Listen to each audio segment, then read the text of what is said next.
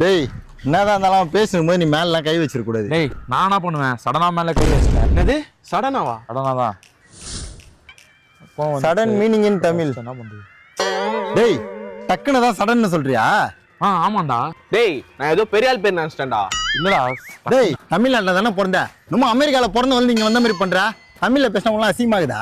அப்படிலாம் இல்லடா நான் டேய் தமிழ் அப்ப தமிழ்ல பேசுற. சரி டேய் மேப் டேய் என்ன மாதிரி ஒரு கோயின்சிடன்ஸ் பாரு. ரெண்டு பேரும் ஒரே நேரத்துல மேப் போடுன்னு சொல்றோம். Coincidence meaning in Tamil. டேய் யதார்த்தமா நடக்குதுன்னு சொல்ல வந்தேன்டா.